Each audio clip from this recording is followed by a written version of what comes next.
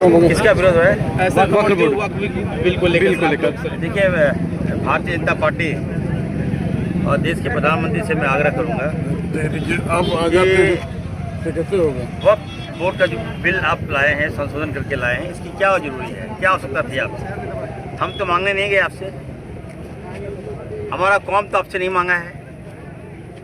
जब आपको लगता है कि नहीं, हम लोग जब आपको वोट देते ही नहीं है, हमारा समाज आपको वोट देता ही नहीं है, और हमारा एक भी नुमाइंदा भाजपा में नहीं है, ना एमएलए है, ना एमपी है, ना मंत्री है, तो आप इतना बड़ा हितैषी कैसे हो गए?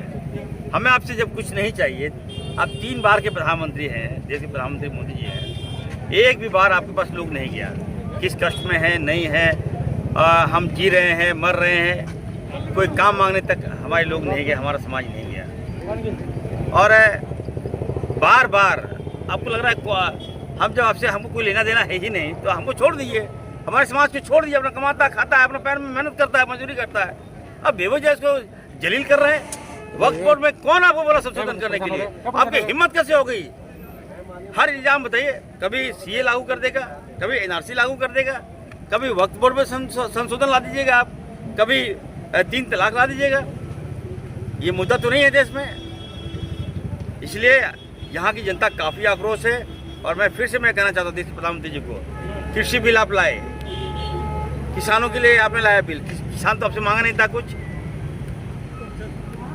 1200 जाने गई,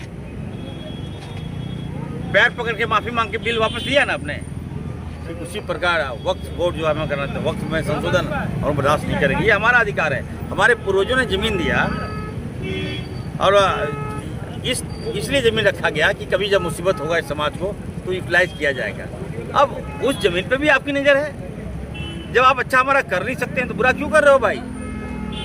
इसलिए मैं बधाई दूंगा कांग्रेस पार्टी को, मैं बधाई दूंगा राहुल गांधी जी को।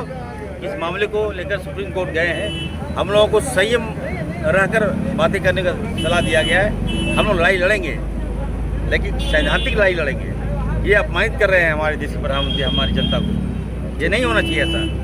झारखंड में किसी कीमत पर ये बिल लागू नहीं होने देंगे। और मैं नीतीश कुमार को कहूँगा, क्या नीतीश बाबू, एकदम आपका जमीन मर गया क्या? इंसानियत मर गया क्या? अल्पसंख्यक के वोट पर आपको नेता बनाया, विधायक बनाया, मंत्री बनाया, सांसद बनाया और मुख्यमंत्री बनाया आपको, और आप उसके साथ गद्दारी कर दिए। इसका परिणाम आपको बिहार में देखने को मिलेगा। और चिराग पासवान को कहूँगा, अरे चिराग जी, हम भी फुरकान अंसारी के बेटा हैं, तुम भी रामविलास पासवान के बेटे हो।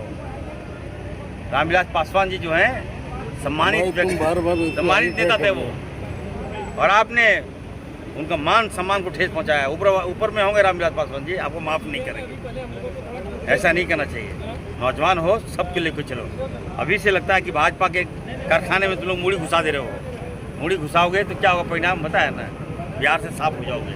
आने वाले दिन में बिहार में भी हम लोग सरकार बनाएंगे, और वक्फ बोर्ड बिहार में भी हम लोग लागू नहीं करने देंगे। चलिए, झारखंड की हर छोटी बड़ी खबर के लिए बीकेडी न्यूज़ झारखंड के यूट्यूब चैनल को सब्सक्राइब करें और फेसबुक पेज को फॉलो करें।